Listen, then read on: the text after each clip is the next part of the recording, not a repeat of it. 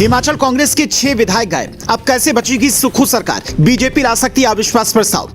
राज्यसभा चुनाव में हारे सोनिया राहुल के करीबी नेता, जहां जीत पक्की थी वहां हार तक कैसे पहुंची कांग्रेस?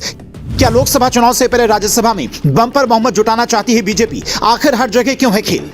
जब आप उत्तर प्रदेश की सियासत में नजरें गड़ाए हुए थे, तब हिमाचल प्रदेश में एक ऐसा खेल हुआ कि सोनिया राहुल का भी दिमाग हिल गया। पहले कांग्रेस पार्टी के 6 विधायकों ने क्रॉस वोटिंग की और बीजेपी उम्मीदवार हर्ष महाजन को राज्यसभा चुनाव में जिताया। उसके बाद जब सुक्खू सरकार पर संकट के बादल मंडराने लगी, क्योंकि बीजेपी किसी भी वक्त अविश्वास प्रस्ताव ला सकती है, इसीलिए सियासी गलियारे में यह चर्चा तेज हो चली है कि हिमाचल को नया मुख्यमंत्री मिलने वाला है। जयराम ठाकुर के समर्थक तो यह तक कहने लगे हैं कि हिमाचल में फिर से जय जयराम होने वाला है। मीडिया रिपोर्ट्स में ये बातें सामने आई हैं। राज्यसभा चुनाव में क्रॉस वोटिंग करने वाले कांग्रेस के 6 विधायक पंचकुला के सेक्टर 1 स्थित PWD रेस्ट हाउस में पहुंचे हैं। वहां मीडिया की एंट्री पर बैन लग चुका है। इसके अलावा 3 निर्दलीय विधायक भी वहां पर पहुंचे हुए हैं। मतलब विधायकों की बाड़ेबंदी शुरू हो चुकी है, जिसका सीधा सा मतलब यह है कि जिन 40 विधायकों के सहारे कांग्रेस अभिषेक मनु सिंघवी को राज्यसभा सांसद बनाने का सपना देख रही थी, उनमें से 6 ने ऐसा धोखा दिया है कि वो जिंदगी भर सिंघवी भूल नहीं पाएंगे। और अब हालत ये हो गई है कि सिंघवी को राज्यसभा पहुंचाने के चक्कर में सुक्खू सरकार पर संकट के बादल मंडराने लगे हैं। सूबे का सियासी समीकरण देखें तो हिमाचल प्रदेश में विधानसभा की कुल 68 सीटें हैं, यानी सरकार बनाने के लिए 35 सीटें चाहिए।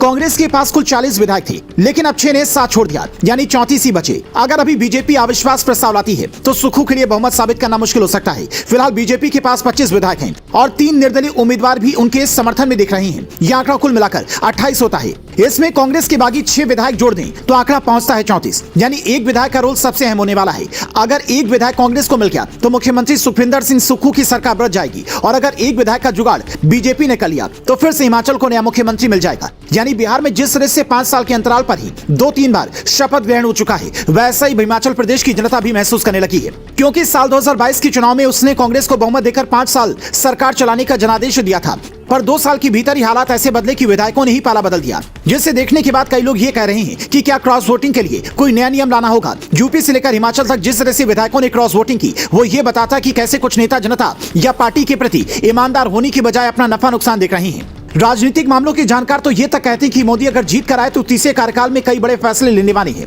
इसीलिए राज्यसभा में बहुमत जुटा रहे हैं। राज्यसभा में 93 सदस्यों के साथ बीजेपी सबसे बड़ी पार्टी है, लेकिन उनमें से 30 सांसद रिटायर हो रहे हैं। अब उन 30 सांसदों को तो बीजेपी जिता ही रही है, लेकिन उसके अलावा नए उम्मीदवार भी जिता रही है, जिसका फायदा ये होगा कि लोकसभा चुनाव में 400 पार का नारा देने वाली मोदी सरकार के पास राज्यसभा में भी बहुमत के करीब पहुंचने का मौका होगा। राज्यसभा में बहुमत होने का मतलब होगा किसी भी बिल को आसानी से पास करवा लेना, सरकार के किसी भी फैसले पर दोनों सदनों की मुहर लगवा लेना। पर सवाल यह भी है कि क्या ये लोकतंत्र के लिहाज से सही है, क्योंकि पीएम मोदी भी खुद कहते हैं कि लोकतंत्र में जितना जरूरी सत्ता पक्ष का मजबूत होना है, उतना ही जरूरी मजबूत विपक्ष का भी होना है। लेकिन देश की मुख्य विपक्षी पार्टी कांग्रेस मजबूत होने की बजाय दिनों दिन कमजोर होती जा रही है। अब हिमाचल प्रदेश में भी सत्ता उसके हाथ से जाती दिख रही है, जो ये बताता है कि बीजेपी अपने कांग्रेस मुक्त भारत के सपने की तरफ कितनी तेजी से बढ़ रही है। आप इस पूरे सियासी घटनाक्रम पर क्या कहेंगे, हमें कमेंट कर बताएं।